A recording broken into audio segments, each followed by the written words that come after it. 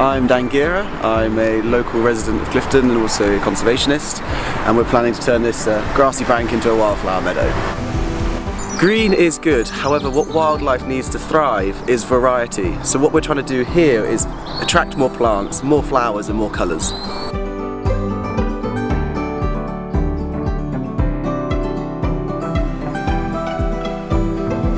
You can't do anything like this without the community being involved. So we've had some really interesting conversations with the community that we would never have had if we hadn't had this meadow being created right on people's doorsteps. I just thought it was a really good idea.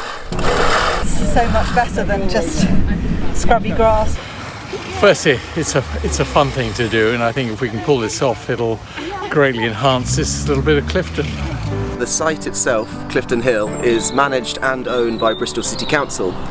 And we worked with them, we partnered up with them and we negotiated this site, and they were very forthcoming. The council have tools and we only need them for a few weekends a year. The whole of Bristol, you have access to those tools. The council also provided health and safety training and first aid training and public liability insurance that would actually be really expensive but also be a hassle to try and organise. So they supported us really well through that. Mowing for this site is going to be varied, but the ultimate thing is it's going to be less. By mowing your lawn less, you allow the flowers to develop, and we're hoping here we can get more flowers to develop than the current regime allows. Every time we mow the site, what we really want to do is remove those clippings and take nutrients off the site. The reason for this is those nutrients suppress wildflowers by enabling grass to grow. One thing that makes this site quite exciting is it's not getting the same management across the whole site. We've actually decided to do a bit of an experiment to work out what's the best way of establishing a wildflower meadow. The far site towards Clifton Village has been rotivated. The site next to that has been manually scarified by our Ludfleet volunteers, which just means heavily raking and stripping back bare soil without disturbing the soil. And then finally there was a manually disturbed site which had been hand rotivated. So again our volunteers turn the soil to reveal bare soil, and it's going to be really exciting to work out which method is best. Yeah, so I'm going to walk past this as much as I can and watch it grow. Like that, when you're raking next to someone and planting seeds, then you just have a really good chat, and that's kind of what it's all about as well. So pretty much anyone who wants to start a wildflower meadow, yellow rattle is a really good place to start. When it grows, it has little root nodules that latch onto the roots of grass and takes nutrients from the grass, which then makes it weaker and gives the other wildflowers more of a chance to grow. This is the seed mix that we're sowing. We've got little ones that look like little shaving brushes, which are the knapweeds, greater knapweed and common knapweed. And then the tiniest ones are the poppies. You can see the different shapes of seeds, different colours, just shows the diversity. So I have just split our seed mix, and those seeds are being added with compost, which just means they go a bit further, and you also better see where you last sprinkled them as well. So we need to make sure we're getting even coverage. When we're putting down the seed, we really need as much soil contact as possible. And if the person with a metal rake can do a final hard scarify, and the person following just put the seed on that bare soil. Once it's on the bare soil and you're happy, then we're going to systematically tread it down. Certainly adding to our 10,000 steps.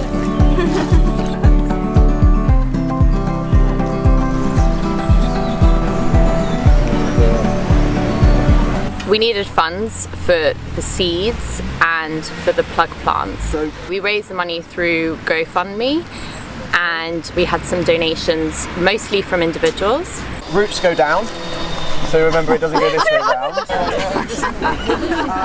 We are capable of changing our behaviour quite drastically in a matter of weeks.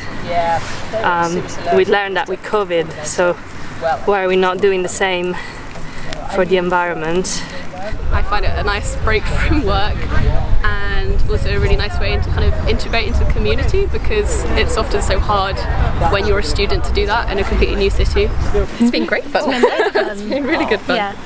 It's been a really lovely day for it as well. Yeah, the weather's been really good. We had over 45 volunteers come over 2 days to help us establish our wildflower meadow in the centre of Clifton here. I'm really excited to see what comes through, what species do well on this soil and what don't. I'm sure some of them will be there in the spring.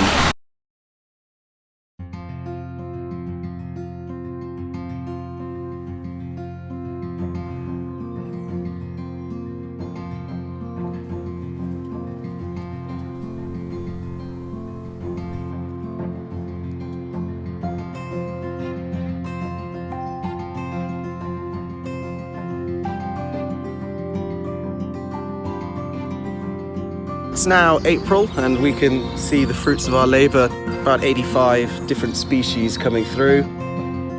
Especially on this really grassy area, it's so good to see how much yellow rattle's coming through. So this is the plant that latches its own roots onto the grass's roots, therefore suppressing the grass, and hopefully will give all the other flowers more chance to grow.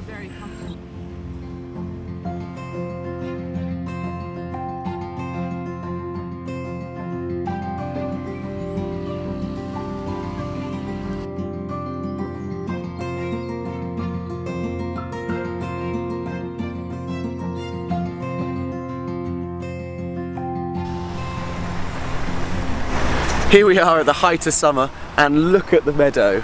Isn't it fantastic? It is actually a lot better than I imagined in year one. There's so much more life here in such a small area. All of that is food for the birds and the bees. It's amazing what nature can do if you give it a chance. So this plot next to me is clearly doing the best. It's bursting with life. There's colour from mainly the annuals, the poppies and the cornflowers, and the two other sites in the background, they're not doing bad, they're just taking their time. But this is just year one, and I'm really hopeful that in years to come, those second and third sites will really catch up. We really hope that this site will inspire as many gardeners, community groups, just to take hold of their green space and turn it from a lawn into a haven for wildlife. Bring as much colour to Bristol as we can.